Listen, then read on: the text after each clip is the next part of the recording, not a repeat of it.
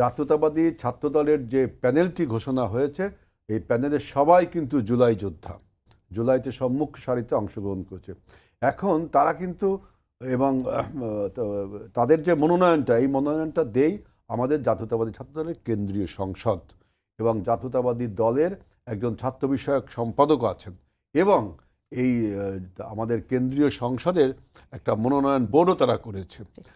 কিন্তু আমাদের দেশনেত্রী বেগম খালেদা জিয়া ছিল জাতীয়তাবাদী ছাত্রদলের সাংগঠনিক নেত্রী। এখন তার অবর্তমানে তিনি যেহেতু এখন ভারপ্রাপ্ত দায়িত্বে আছেন তারেক রহমান, সেই জন্য তারেক রহমান আমাদের জাতীয়তাবাদী ছাত্রদলের সাংগঠনিক নেতা। দ্যাট ডাজ নট মিন যে সে নমিনেশন দেই। এটা আমাদের যে সমস্ত ডাকসুর নেতৃবৃন্দ বলেছে, ওরা তো এখনো ছাত্র নেতা, এখনো জাতীয় নেতা হয়ে উঠতে পারেনি। অতএব এই বিস্তর এই ফারাকটুকু তারা বুঝে উঠতে পারেনি। তারেক রহমান নমিনেশন, তিনি জানতে চাইতেই পারেন যে ডাকসুতে ছাত্রদল কাকে কাকে নমিনেশন দিল, তাই না? জানতে চাইতেই পারে।